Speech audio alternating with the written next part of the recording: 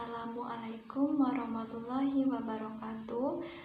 Selamat pagi, selamat siang, dan selamat malam untuk Ibu Cahaya ataupun Ibu Weni yang sedang menyaksikan video saya. Izin memperkenalkan diri, saya Tika Fatika Sari dengan NIM 2410116120013. Video ini saya buat untuk memenuhi tugas terakhir linguistik, dan saya akan menjelaskan mengenai materi fonologi. Fonologi sendiri berasal dari dua istilah dalam bahasa Yunani, yaitu pon berarti bunyi dan logos berarti ilmu, yang berarti fonologi adalah ilmu yang khusus mempelajari bunyi suara dalam bahasa. Namun, pengertian fonologi dalam konteks bahasa Indonesia yaitu fonologi diambil dari kata fonologie dalam bahasa Belanda, dan fonologi memfokuskan kajiannya pada runtutan bunyi-bunyi yang terdapat dalam bahasa dan dihasilkan oleh alat ucap manusia.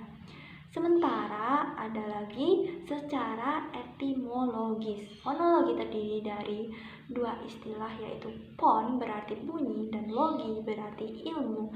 Jadi fonologi tidak sekedar tentang bunyi, tetapi juga melibatkan pemahaman ilmiah bagaimana bunyi tersebut berfungsi dalam komunikasi manusia. Fonologi juga dapat dibagi menjadi beberapa jenis yang masing-masing memiliki fokus dan pendekatan yang berbeda. Salah satu pembagian utama dalam fonologi adalah fonetik dan fonemi. Nah, fonetik sendiri mempelajari bagaimana bunyi-bunyi tersebut dihasilkan dan direalisasikan. Kajiannya memfokuskan bagaimana sebuah kata diartikulasikan, dilafalkan, dan diucapkan. Fonetik sendiri terbagi menjadi 3 jenis, yaitu fonetik artikulasi, akuistik, dan auditori. Nah, dalam fonetik artikulasi ini apa sih yang dipelajari? Jadi dalam fonetik artikulasi ini yang dipelajari adalah bagaimana bunyi-bunyi bahasa dihasilkan oleh alat ucap seperti lidah, bibir, dan tenggorokan. Kemudian apa yang dipelajari dalam fonetik akuistik? Jadi dalam fonetik akuistik ini lebih berfokus pada sifat fisik dari bunyi itu sendiri.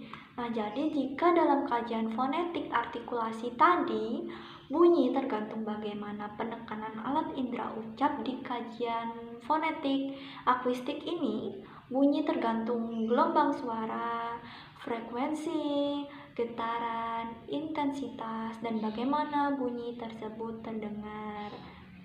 Nah, selanjutnya dalam fonetik auditori, mempelajari mekanisme pendengaran dan bagaimana manusia menerima bunyi. Jadi bunyi ini tergantung bagaimana telinga kita menangkap bunyi tersebut dan bagaimana otak kita menginterpretasikan bunyi tersebut. Pembagian fonologi selanjutnya yaitu fonemik. Jadi apa itu fonemik? Fonemik sendiri mempelajari tentang bunyi-bunyi dalam bahasa berdasarkan fungsinya sebagai pembedak makna. Nah, maksudnya yaitu bagaimana variasi bunyi dapat menghasilkan perbedaan arti dalam kata ataupun ungkapan. Nah, contohnya itu B dan P adalah fonem yang berbeda. Seperti bisa ketika didengarkan berubah menjadi bisa, maka perubahan tersebut juga mengubah makna kata tersebut. Nah, setiap ilmu atau kajian pastinya memiliki sasaran atau tujuan yang menggambarkan proses atau hasil dari kajian tersebut. Jadi, apakah fonologi memiliki tujuan? Apa sih tujuan fonologi itu? Fonologi sendiri itu ada tujuan teoritis dan tujuan praktis. Membahas tujuan teoritisnya terlebih dahulu. Jadi, yang menjadi fokus dalam tujuan teoritis ini mendeskripsikan bunyi dalam bahasa dan bagaimana bunyi dihasilkan. lalu mengklasifikasikan bunyi berdasarkan sifat dan fungsi mereka, serta menunjukkan hubungan antara bunyi-bunyi dalam bahasa dan bagaimana mereka saling berinteraksi. Tujuan-tujuan itu tadi supaya memperdalam pemahaman mengenai struktur bunyi dalam bahasa dan bagaimana bunyi tersebut berfungsi dalam komunikasi. Nah, yang terakhir tujuan praktis tadi.